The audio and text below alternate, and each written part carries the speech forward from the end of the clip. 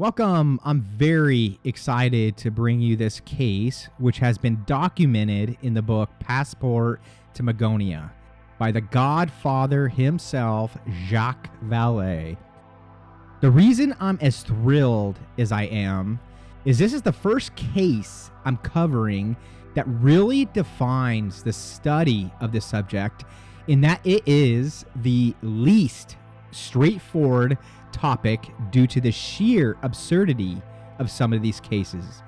I will be quoting much of this report from Vallée's book, but I will also be stopping and adding my own commentary, as I'll do a pseudo step-by-step breakdown just so that I can emphasize the points that makes this so crazy.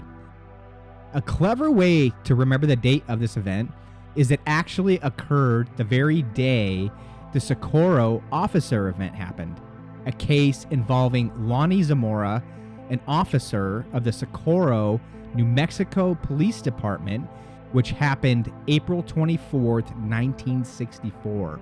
A well-known case covered by just about every UFO YouTube channel. So here we go.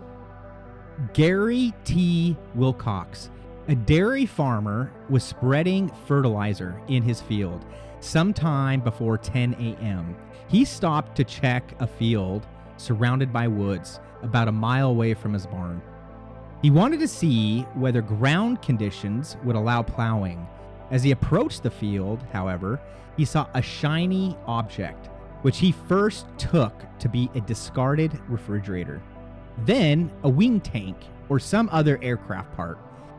When he drew closer, he realized that the object was egg-shaped and about 16 feet and had the appearance of durable metal and did not look like anything he had ever seen before. He touched it. It was not hot. I'm going to stop here, as this is not as important to the case as the rest of what I'm going to read to you.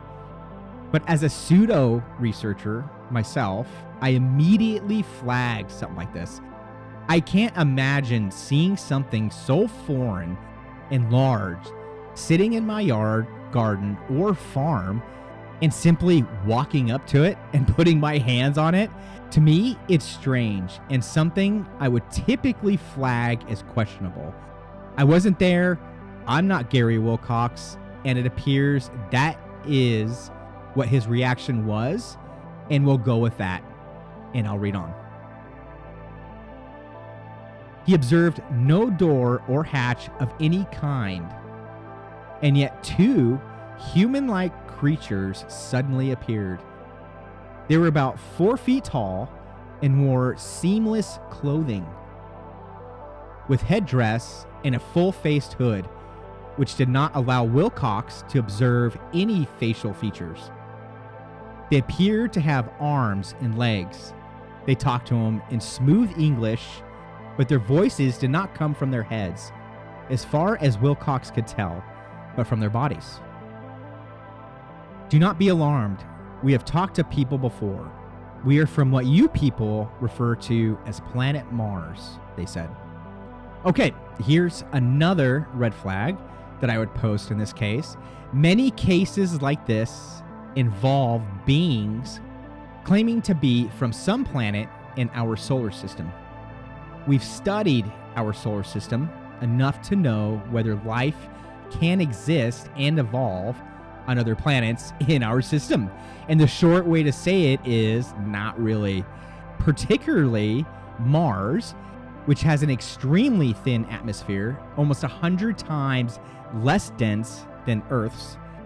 And it is not evolving bipedal intelligent life. They could be squatting there, but now we get into the conversation of space travel, which is another tricky discussion. Moving on. In spite of Gary's conviction that someone must be playing a gag on me, the strange conversation continued. The two beings were interested in fertilizers and expressed considerable interest in their use.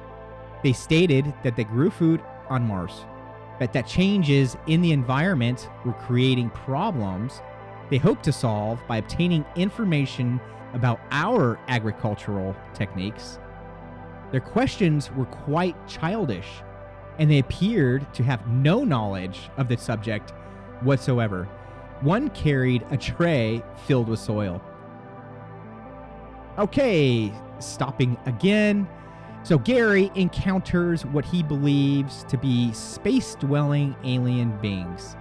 They proceed to appear foolish in their lack of understanding of soil and growing plants, yet they claim to be growing food on Mars.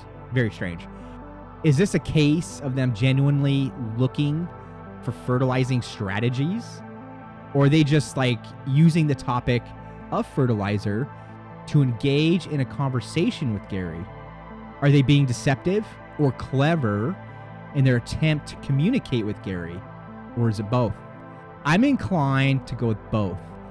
They likely don't want us to know where they actually came from, yet want to engage in a conversation. When they talked about space or the ship, I had difficulty in understanding their explanations. They said they can only travel to this planet every 2 years, and they are presently using the Western Hemisphere, Wilcox reported. Real quick, this sort of backs up the from Mars idea in that they would need to wait for Mars to be close to Earth in their orbits around the sun. In other words, when Earth and Mars are closest to each other, that means it's the most ideal time to travel between them. They explained that they landed only during daylight hours because their ship is less readily visible in daylight. And they said they were surprised that Wilcox had seen their craft. They also volunteered information about space travel. Our astronauts would not be successful, they said, because their bodies would not adapt to space conditions.